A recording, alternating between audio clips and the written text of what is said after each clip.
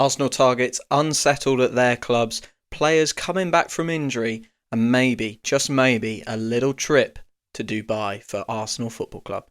That's all. Very, very exciting, and I'm going to cover it all here in the Arsenal Roundup.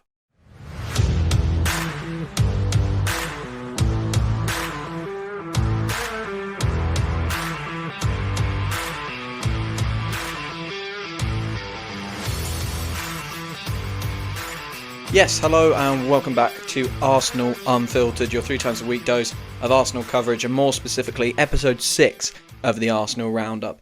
We have a Champions League game coming up this week against Dinamo Zagreb, and Arteta has done his pre-match press conference. We will obviously cover that, but we've got more news about some transfer targets, hopefully, maybe, for January, as well as what Arteta's spoken about in his press conference, and just a little talk about what lies ahead of us in the next 3 games. All very, very exciting. I just want to say I hope you are well. I hope your family are well. I hope you are feeling good. It's just been Blue Monday. I don't know if you have that in other countries and like in the US and stuff, but in the UK we have Blue Monday. It's a marketing scheme, but it does make people feel down and the days are short. There is not much sun about in the UK. So I hope everyone's doing okay, because we haven't had too much to lift our spirits in an Arsenal point of view. You know, the past 2 weeks, minus beating Spurs, which is obviously always a very welcome kind of present for us. Every year we get at least one of those. It's not been great news recently. So to do a news show is quite difficult, but I thought Arteta's press conference earlier today was really, really interesting. Let's get into that press conference before we talk transfers and other news. And of course, it's Arsenal. It's the 24-25 season. That's me wishing it was the future, wishing it was next season, and we're winning the league next season, of course. So yeah, with it being the 24-25 season, we supporting Arsenal, we need to talk about injuries, don't we? But however, we've got good news about injuries. Let's start with William Saliba. We missed him for the Aston Villa game, and boy did we miss him. We conceded 2 goals in that right centre-back area. Tielemans stealing into a bit of space that if Saliba was there, he doesn't steal into. And obviously, Thomas Partey leaving Ollie Watkins alone, which I think if Saliba's there, he's probably doing that job. Or at least Timber's at right back, and he's not leaving him alone. So, you know, we did miss him, and we hope he is back soon. Arteta has said that Saliba is evolving well. He is not going to be back in the immediate future, certainly not for the next 3 games, but there is hope he will be back in about 9-10 days' time when we play Manchester City on the 2nd of February. That is really promising. I mean, I've said it before in this podcast, but I have tickets for that game, so I really want Saliba to be back for that. I want us to have the very best team available to us, and Saliba is 100% part of that. Now, he's going to miss games against Zagreb, he's going to miss games against Wolves, and he's going to miss a game against Girona. If I could have picked a set of games for him to miss in this period, I think that would have been it. Obviously, he also missed the Aston Villa game. He didn't miss the North London derby, which is great, and that's where he actually picked up this hamstring injury. But to hear that he's evolving well, and there's been progress over the last couple of days, is positive. 2 other players who have a positive update. Ethan Nwaneri and Ricardo Calafiori are back in training. Quote, they will be available for the game, unquote. Fantastic news. I mean, I'm so happy to finally hear some news about players coming back. Calafiori might have a bit of a fight on his hands, to be honest, to get that left back spot back from Mars Lewis-Skelly, who has been just so good. But, you know, he will be rotated in. I don't really expect him to start, I guess, against Zagreb. I think they will probably look at Miles Lewis-Skelly and say, you know what, you're young, you haven't got the games in the bank from earlier in the season when you weren't playing. I think he's probably had about 7 or 8 games in the Premier League now that he's played in, and not all of them from the start, or if he has started, he hasn't finished all of them. Very few 90s, so they'll probably look at him and say, we can still get a bit more of you out of you, and reintroduce Calafiori slowly. I expect him to start maybe against Girona. And then, you know, who knows for Manchester City? Who knows? I would say you're building Calafiori back to be ready for that game.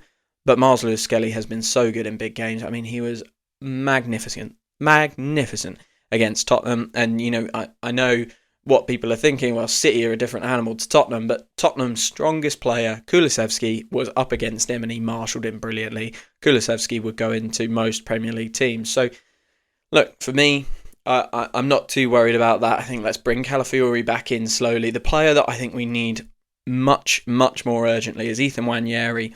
Like I said, they've both been pictured in training. It's fantastic news. We currently have 4 fit strikers, 4 fit forwards, and probably only 3 fit functional forwards. When you look at Raheem Sterling and his performances, I have not connected with the idea that Sterling has had some good games, some green patches. I'm not connected with that idea at all. I think you're having to look really hard to find Sterling's positives at the moment. His only positive is that he is currently available. He is a player that can play in the forward line and is currently fit. He's not really adding anything, I don't think. He's not taking away too much, I guess. In the absence of Saka, it's not like we're putting him in and we're really missing loads. We're going to be missing that no matter who plays there. But Ethan Nwaneri is a player who can come into that forward line, play right wing, maybe even just take some minutes off Martin Ødegaard.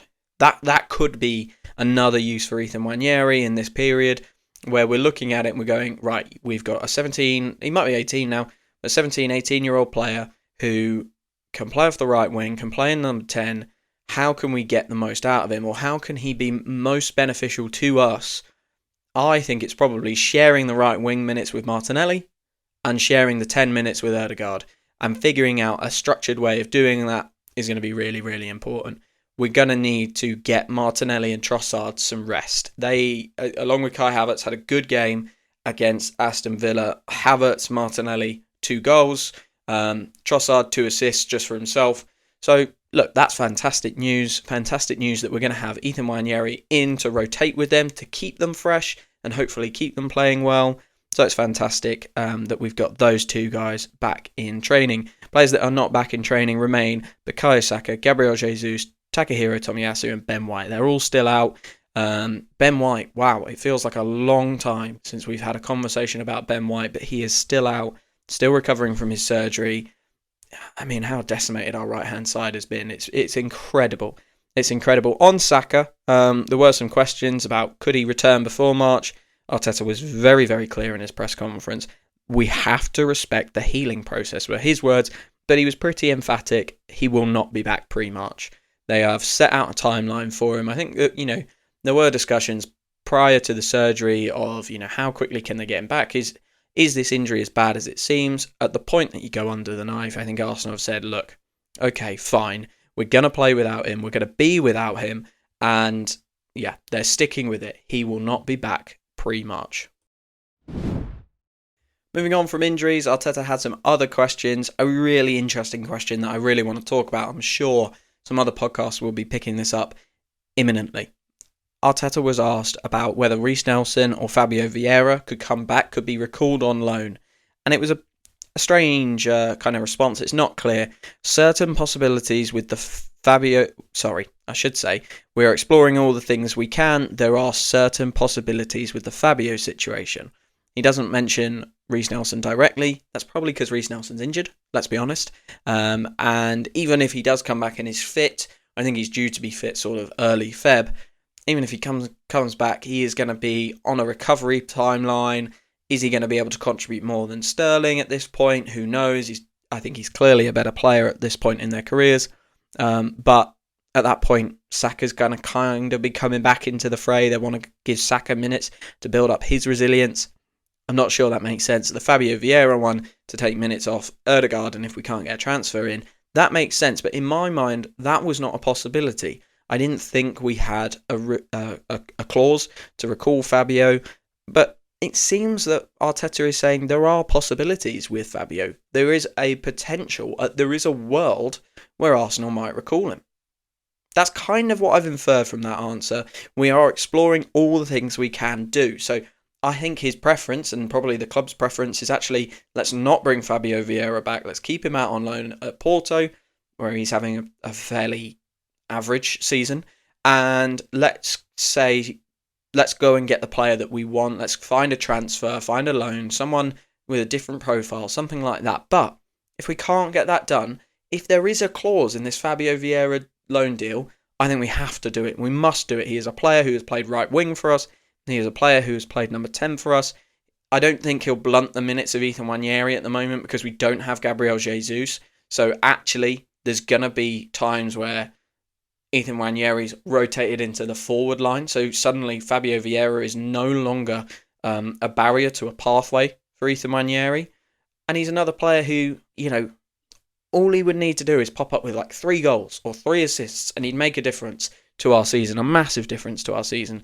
So if that is an option, I am all for it. Some of the other questions that Arteta got were, would we do a warm weather training camp if we missed the playoff round? So obviously in the new Champions League format, the top 8 go straight through. They miss this playoff round, this new round, and they get some time off. Everyone kind of 9th to 24th goes into an extra round to get their spot in the round of 16. So that's really interesting. Very Arteta response, to be honest. Let's do what we have to do first. Then we will have the best ideas on the table. So look, they're probably discussing a warm weather training camp. We're out of the FA Cup, so I think there's a gap where if we're not in the top 8, we're not in the FA Cup, we will have some time, we will have some opportunity to recover. Will we go back to Dubai? Will we do a warm weather training camp? Let's hope we go back to Dubai and get some of the magic sauce that we got last year, right? Because that trip was transformative for us after a difficult Christmas period. So I'm really excited about the idea that we might do it. But obviously, like Arteta says, we have to go out and beat Zagreb first. I'm not 100% certain on this, but I think if we beat Zagreb, the way the fixtures fall, that will most likely be top 8. Some results have to go the right way. That will most likely be top 8 guaranteed because of how the fixtures are. And the Girona game, we can probably kind of relax a little bit and maybe rotate as well. So there's potential there. There is real potential that we might finally get some rest. And away from the press conference, there's been a really interesting story going on. Now, Fabrizio Romano has reported these 2 parts of the stories together. And it's interesting. He usually reports things that are kind of nailed on. It's being reported that Matheus Cunha at Wolves has not signed that new contract that was been reported earlier in the window. Now, Cunha has had an electric season, has really contributed to Wolves kind of starting to move up the table. And it seemed like a lot of big clubs were in for him, that Wolves were going to tie him down with a new contract and keep the big clubs at bay till the summer at least. It's being reported that he has not signed this contract, which I think is very, very interesting for a number of reasons. But on top of him not signing this contract, Vitor Pereira, the new Wolves boss, has come out and publicly criticised Matheus Cunha after the Chelsea game, saying he's not happy with his body language. And, whilst he did say he is still committed, for a manager to come out and say that about a player who's been rumoured to move away is a big, big indicator, I think. And I think Arsenal will start circling. I don't want us to pay over the odds for this player. I really like Cunha. I think he could be the new Gabriel Jesus in this kind of 6-man structure that we've got going on in the forward line. And I think we obviously need to sign a new Raheem Sterling, but in my mind, that is signing another elite winger and Sterling going back to Chelsea. So Cunha could be the new Jesus, but we cannot overpay for him. We cannot overpay for a player who's going to price us out of an Isak, who price us out of an elite left winger, like I just said. We must be really sensible long term. The only way I think that we are getting this player at a slightly reduced price is if he kind of throws his toys out of the pram and says, I'm not signing your contract and I'm not playing with this manager who's going to publicly criticise me. Is there something happening there that Arsenal could take advantage of? The same way we did when Trossard was available. He kind of had a falling out with the manager at the time at Brighton. And he came to Arsenal. We all were like, oh, is that going to work? He's had a big falling out with the manager. Is that a volatile character? Well, actually, it worked really, really well. And we really like Leandro Trossard. For all his inconsistencies and stuff, he's been essential for us in the last 2-3 seasons. So I really like Trossard. If we can do a similar sort of deal, I appreciate it will be a bit more expensive with Cunha, but a similar sort of deal, taking advantage of a disrupted. Let's say disrupted. Disrupted player, unsettled player. That's the word I was looking for. I almost said dissettled in my head there, and I thought that's not a word. Disrupted player, unsettled player. Can we take advantage of it? Maybe. Let's hope. Let's hope. For the manager to come out and publicly criticise him, feels like there's something going on there. Another player that we are still hearing rumours about. Ornstein has spoken about this player and saying it's not happening in January, but it is still subtly going on in the background. There's still a subtle undercurrent. That player is Benjamin Sesko. Look, I think this is a 1% chance, but this is a player that we know has been on the plan for a while. And I think this is where Arsenal need to be looking. They need to be looking at their plan for the forward line and looking at players like Isak and Sesko and, these players that maybe we've been looking at for a long time and saying, can we bring one of them forward? There's no way we can, 1, afford Isak, or 2, bring that forward. There might be a tiny chance that we can bring Sesko forward. We would pay over the odds for Sesko if we brought him in permanently. There's some kind of this ongoing kind of chat about a loan attempt to buy him in the summer. I think that is as far-fetched as you can get in a transfer rumour story.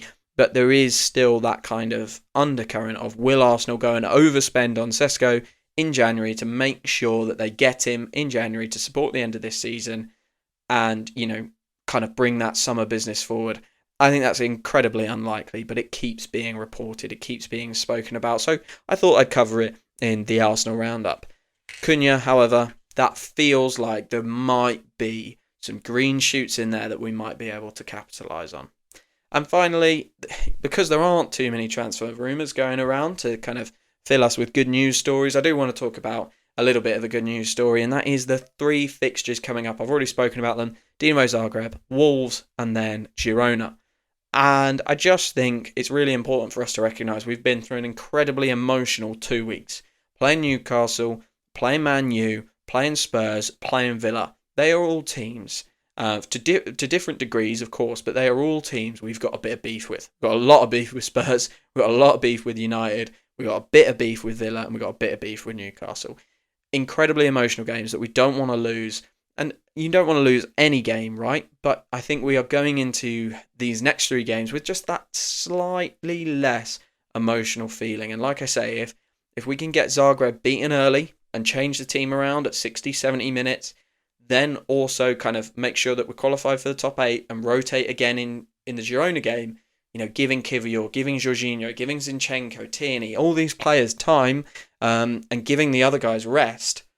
That feels like a fantastic place for us to be. So, look, this season is not going the way we want it to, but let's look at what's in front of us. And what is in front of us is an opportunity, hopefully, to get a couple of good wins under our belt, to have a good feeling about going through in the Champions League top 8, and also to have a few weeks of football that are just a little bit less emotionally draining. So I'm ready for these fixtures. I feel like they're a bit of fresh air from the league. They feel like they are coming at exactly the right time. And let's hope that the players feel a little bit of that burden lift as well. I'm going to leave it there. That is the Arsenal Roundup, episode 6. We've spoken about Arteta's press conference, some transfer rumours, and our upcoming fixtures. Not all, but some really positive news, especially about Ethan Nwaneri and Ricardo Calafiori coming back. If you've enjoyed this episode of Arsenal Unfiltered, or any episode of Arsenal Unfiltered, please consider going and giving the podcast a follow wherever you get your podcasts, or leaving a 5-star review wherever you get your podcasts. That will really help me grow this podcast, grow the community, and make sure I can keep bringing you content 3 times a week. All that's left to say is thank you for following, thank you for listening, and I will speak to you after the Dinamo Zagreb game on Thursday. Thanks very much.